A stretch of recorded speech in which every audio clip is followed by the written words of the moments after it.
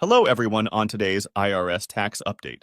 We are just 3 weeks away from the start of the next tax season, so we will recap the latest as we prepare for another tax season, including the steps you want to take before filing your taxes, as well as the most common notices taxpayers can expect to receive this year from the IRS while experiencing delays. Meanwhile, for those of you still waiting for last year's tax refunds, we will recap the latest numbers on the remaining backlog of unprocessed tax returns and whether the new tax season will play a role in even further delays. Now, as of this recording, the IRS has not officially announced the start date of the upcoming tax season, though it is expected to occur during the week of January 22nd. Now, there are some key steps you will want to take before filing your taxes to help possibly avoid processing and refund delays, starting off with ensuring you have all W-2 and 1099 forms before filing your taxes. One consistent problem we see every year is those who rush to file their taxes as soon as the tax filing period opens, only to realize after filing that they forgot to include a W-2 or 1099 when filing.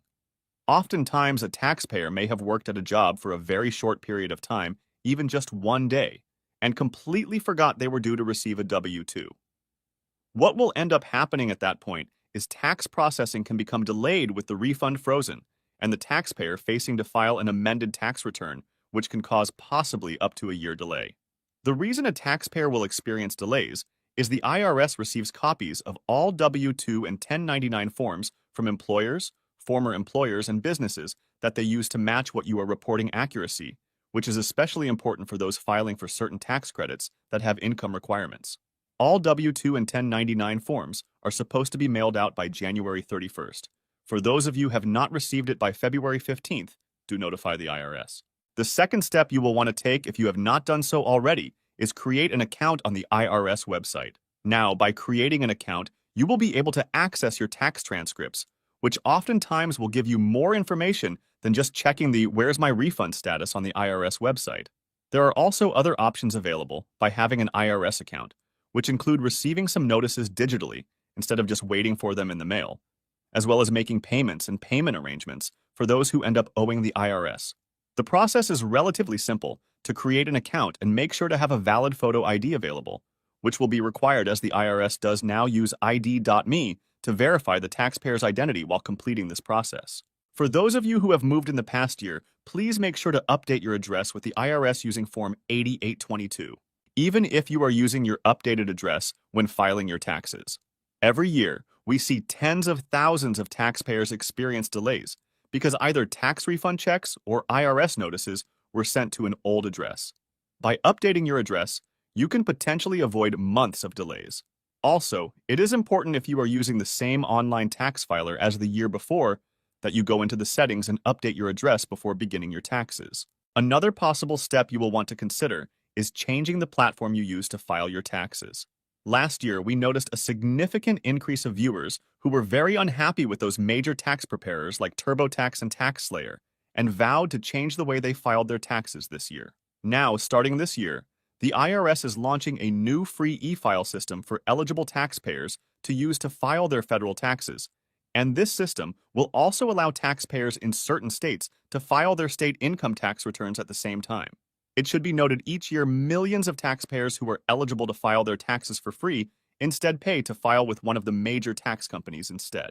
Also, for those of you who had issues with tax processor TPG, sending your refunds back to the IRS, it should be mentioned TPG has no involvement with the new IRS system, which could avoid another issue for many. More information on the new free IRS system can be found on their website.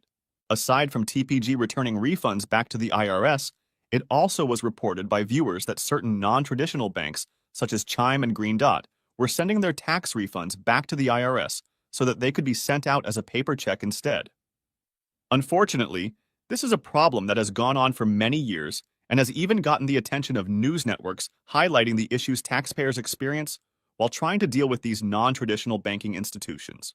We strongly recommend you use a checking account or savings account at a traditional bank or credit union to receive that tax refund, as it substantially decreases the chances of a tax refund being sent back to the IRS. If you are claiming the Earned Income Tax Credit or Child Tax Credit this year, make sure to have all supporting documentation available in regards to your dependent, as we have seen an increase of audits over the last 2 years in particular for those attempting to claim those credits.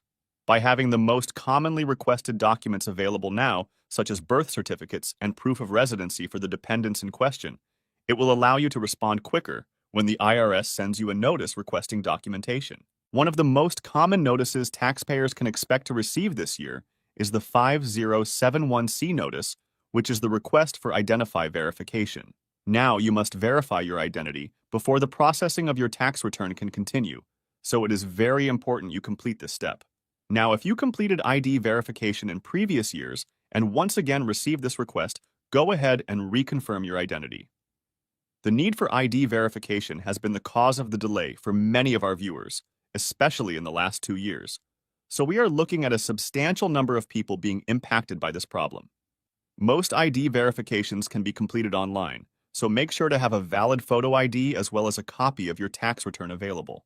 Completing the actual ID verification is the first step, but you will be asked to provide information listed on your 1040 tax return in order to complete the second step. The second commonly received notice is the CP75 notice, which is received in particular by those who are claiming certain tax credits like the Earned Income Tax Credit and Child Tax Credit. If you receive this notice, it means the IRS is holding those credits from your tax refund until they receive documentation requested in the notice pertaining to your dependent. Now, the letter will specify what exactly is being requested, and oftentimes it is either a birth certificate, proving your relationship with the dependent, or proof of residency, confirming the dependent is living with you, which is often in the form of school documentation, with the appropriate address being listed.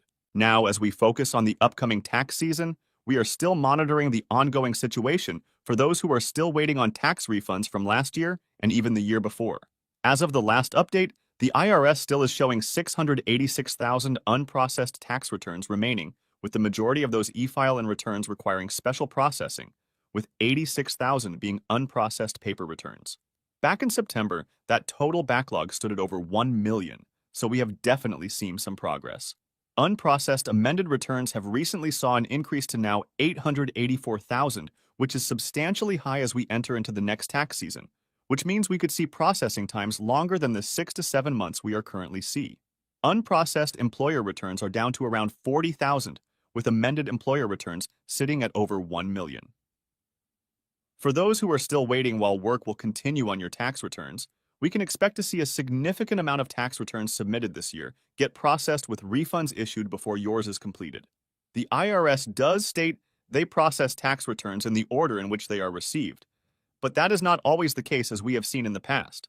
We have received an influx of questions from viewers who have never checked their tax transcripts, and we continue to advise those to check their transcripts to identify any potential audits and refund freezes. Let us know in the comment section below about your ongoing tax issue. In the meantime, we will keep monitoring the situation for further developments, so make sure to click on the thumbs up and subscribe button below for future updates on this channel, and thanks for watching.